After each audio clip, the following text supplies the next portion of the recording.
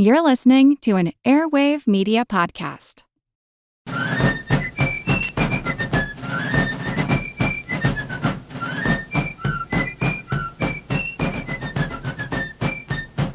Hello, and thank you for joining the American Revolution. Today, Episode 11, the Siege of Louisbourg, the capture of Fort Frontenac, and the Treaty of Easton. Last week, we looked at General Abercrombie's failed attack on Fort Caroline. At the same time Abercrombie was making his attempt, General Jeffrey Amherst was leading a separate army against Louisbourg. The British had already captured most of Nova Scotia, also known as Acadia, back in 1755 when they expelled thousands of French-Canadian civilians from the region. I discussed this back in Episode 7. The French, however, retained control of Fort Louisbourg on Cape Breton Island. Although today the island is considered part of Nova Scotia, back then they considered it a separate entity. And if you want to get a better look at the geography, I have maps of all this, as well as pictures and sources at this podcast's companion website, amrevpodcast.blogspot.com. That's AMREV podcast.blogspot.com. Now, Fort Louisbourg controlled the mouth of the Gulf of St. Lawrence, the only water entry into the St. Lawrence River, which was in turn the only effective supply route for the French in the Great Lakes region. Taking Louisbourg would cut off Canada from France. But the fort was an impressive one and would not fall easily. It had fallen before, though. Just over a decade earlier, a force of mostly British colonists from New England had captured Fort Louisbourg during the War of Austrian Succession, also known as King George's War in America. They had done so at great cost and were outraged when London gave the fort back to the French as part of a treaty ending that war in exchange for concessions in Europe. In 1757, William Pitt had dispatched General Loudon to take Louisbourg. After Loudon's arrival, he looked at the French defenses, decided an attack was impossible, and returned back to New York without even making an attempt. His failure was a big part of his recall in December of that year. Much of Loudon's concern in 1757 was that a large French fleet supported the fort and prevented the British fleet from attacking. In 1758, the French Navy was mostly gone, with only a half-dozen warships in the harbor. The British Navy effectively prevented any French naval relief force from arriving, so chances of victory looked much better this time. General Amherst commanded a total British force of about 14,000 soldiers, along with 12,000 sailors and marines under the command of Admiral Edward Boscawen. The French had only 3,500 soldiers and another 3,500 sailors and marines, but had the vast defenses of the fort for protection. The British could have approached by land from Nova Scotia, but doing so would have meant a long, hard march over rugged terrain. Instead, General Amherst rather recklessly attempted a water landing on the island in the face of the enemy. It could have been a disaster.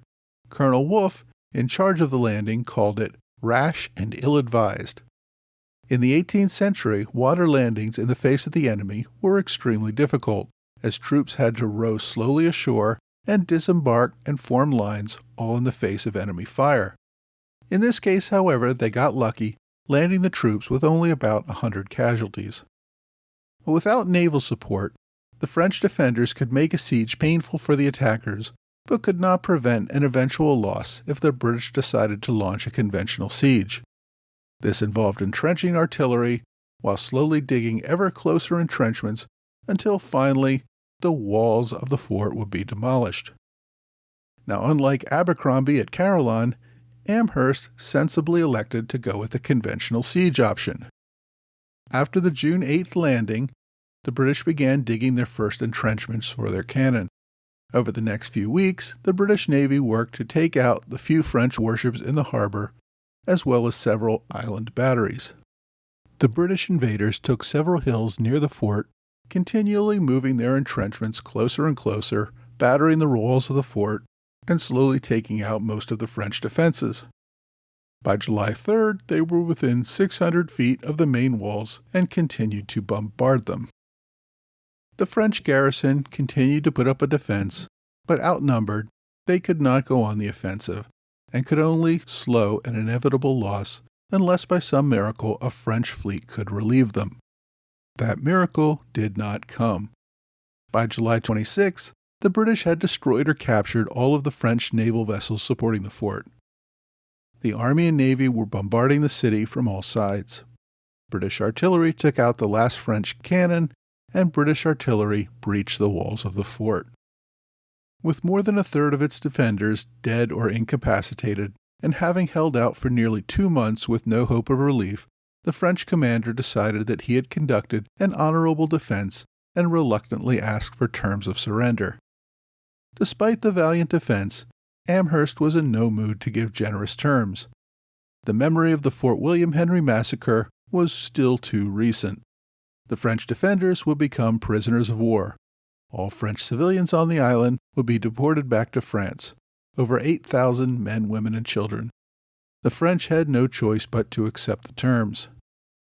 After the fort fell, the British Army completely destroyed the fort, even tearing down its walls. That way, politicians in London could never again return the fort to the French. The British victory at Louisbourg was really the first good news London had heard from America in years. William Pitt received word of the victory at Louisbourg that autumn. He literally hugged the messenger, so overjoyed, finally getting some good news from America. His risky investments seemed to be paying off. Pitt instructed Amherst to continue to attack the French along the Great Lakes, establishing British control and expelling the French from the continent. Amherst's second-in-command at Louisbourg, General James Wolfe, returned to England for health reasons after the battle. Wolfe had not been injured in the battle, but suffered from an ongoing illness that seemed to flare up when under difficult conditions. Since he was in London while Amherst remained in America, Wolfe became the face of victory for the English people and was the toast of the town. Pitt ended up rewarding him with an independent command and instructions to return to America and take Quebec the following year. The fall of Louisbourg in 1758, along with British ability to control the Atlantic, effectively severed New France from the mother country. It also opened up Quebec and other inland French cities to British naval attack, as the British Navy could simply now sail up the St. Lawrence River. The fall of Louisbourg marked a major shift in future battles.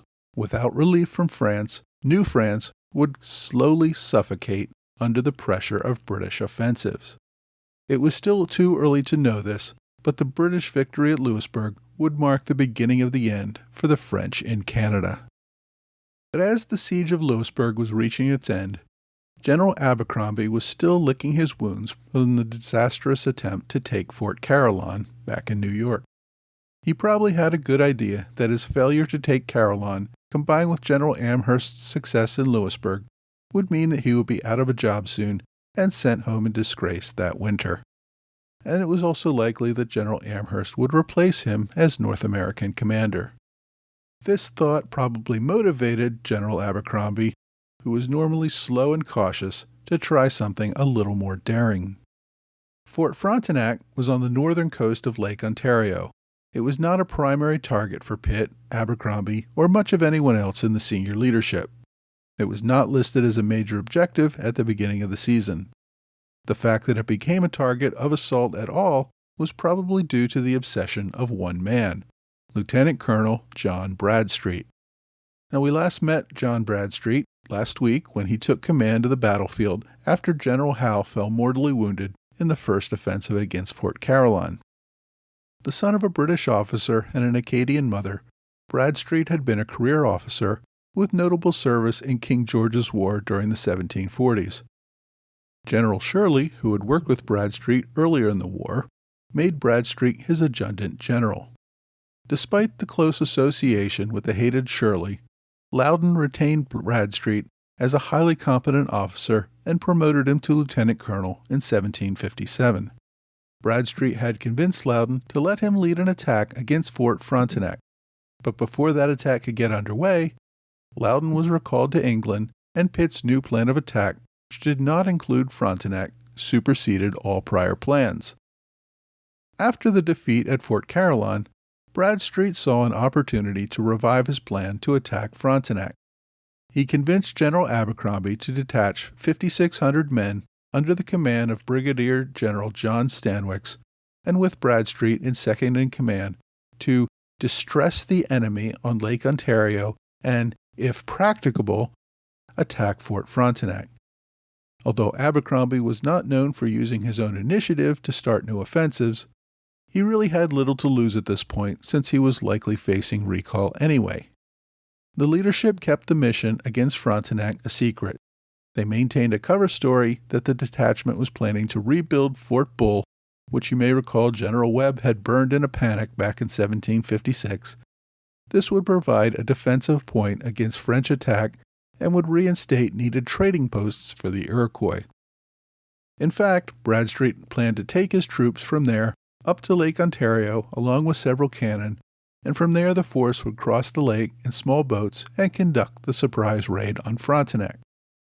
Bradstreet used speed and surprise to capture the French breastworks and in place his cannon only 150 yards from the fort's walls on August 26, 1758.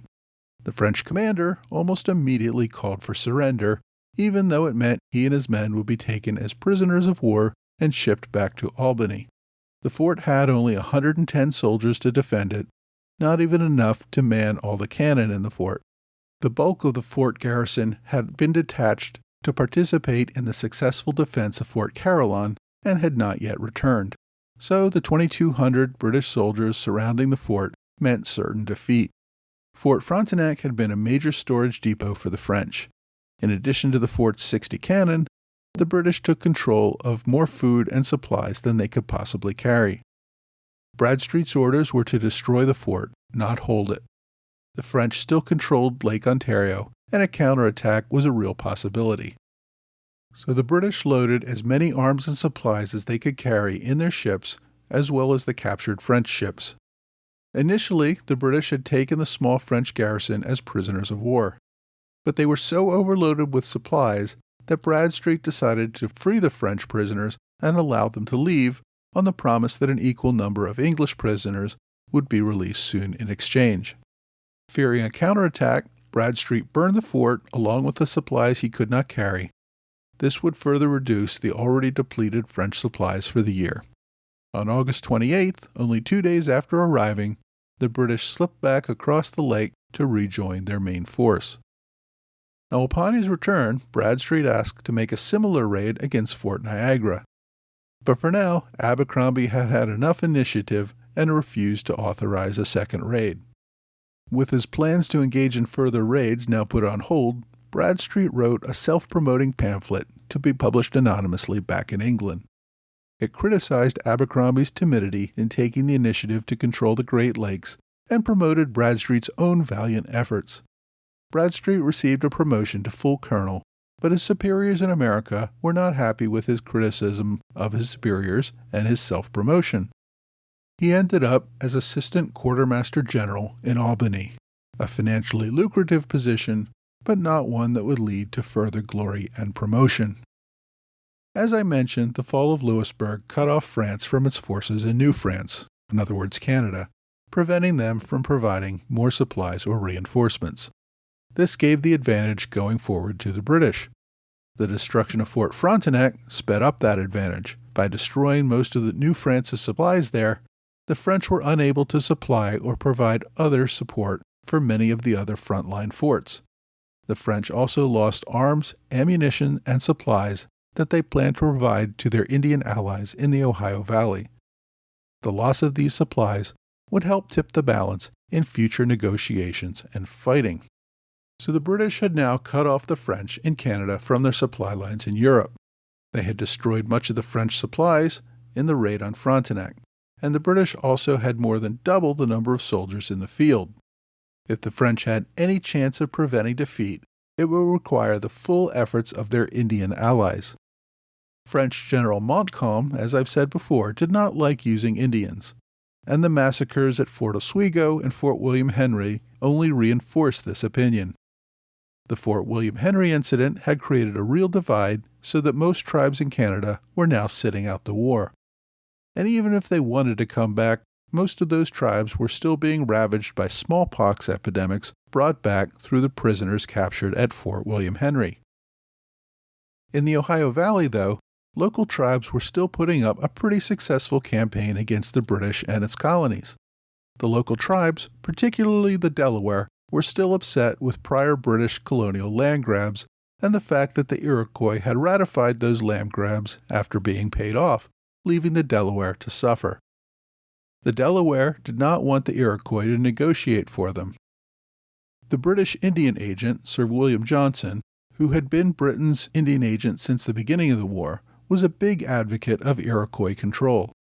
He had been adopted into the Mohawk tribe and had a common-law Mohawk wife with whom he had 8 children. Johnson was not about to undercut the Iroquois authority since the Mohawk were one of the 6 nations of the Iroquois Confederacy. As a result, the Delaware were more and more siding with the French against the English and Iroquois. In July 1758, General Forbes, who you may recall is still slowly moving across western Pennsylvania toward Fort Duquesne, requested and received permission from Abercrombie to negotiate directly with the Delaware. We're going to talk more about General Forbes' advance next week, but his decision to start negotiating directly with the Delaware is going to have a major impact on the course of events. What was really surprising was that Abercrombie had given him permission to go forward with said negotiations. This was really an odd move for Abercrombie, who tended to be a general who would follow orders, stay inside the rules, and never use his own initiative. Allowing Forbes to negotiate directly meant he was cutting out the Iroquois as well as Johnson, the Indian agent for Britain. Johnson's Royal Commission as a colonel, in addition to his provincial commission as a major general, and his receipt of a title of nobility a few years earlier, clearly meant he had the favor of very important people back in London. Undercutting such a powerful man was not the sort of action Abercrombie would normally take. But he did, and Forbes used this authority to try to work out deals with the local tribes directly. Now, also during the summer and fall of 1758, negotiations continued in Easton, Pennsylvania, between the Eastern Delaware chiefs led by Easton and Pennsylvania's colonial leaders. Back in 1757, the various sides had generally come to terms not to kill each other, basically by saying, "We'll resolve our differences later."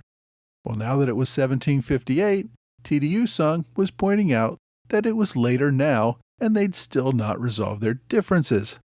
Easton wanted a reevaluation of the walking purchase and a guarantee of a land reserve for his people in the Wyoming Valley, which is today northeastern Pennsylvania. The Easton Convention of 1758 was much larger than the prior year. More than 500 Indians from 13 different nations attended, each with their own agendas, and these included a delegation of western Delaware from the Ohio Valley.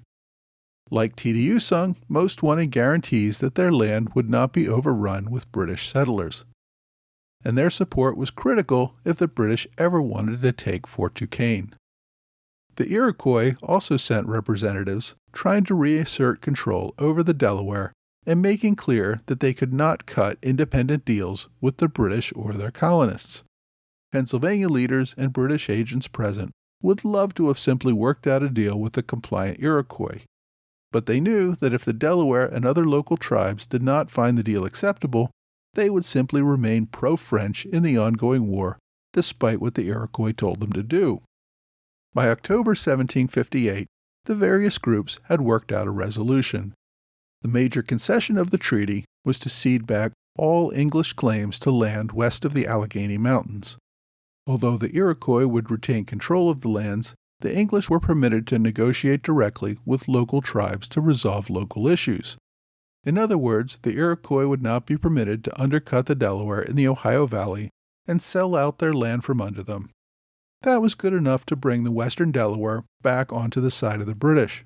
By this time, British victories in Louisbourg and Frontenac were well known. The French had their supplies cut off and were clearly on the defensive. For the Delaware, they realized they had better cut a deal with the winning side that protected their land. But while the western Delaware were cutting this deal, Chief Easton of the eastern Delaware now found himself isolated at the conference. The Iroquois had reasserted their authority over him, and now that the western Delaware had cut a separate deal for their land, the eastern Delaware posed no serious threat. If they went to war, they could be cut down by the Iroquois and the colonists. Treaty Eastong, realizing this, spent most of the rest of the conference getting drunk and rambling angrily. In the end, he only left the conference with more promises that they would look into the terms of the walking purchase at some later date and would refer the issue of the Wyoming Valley Reservation back to the Iroquois Council for further consideration. Of course, neither of these ever resulted in any satisfaction for the eastern Delaware. But with peace now in place with the western Delaware, General Forbes could finally move forward with his plans to take Fort Duquesne. Next week, General Forbes makes his final assault of Fort Duquesne, and the British follow up that by capturing Fort Niagara and finally Fort Caroline as well.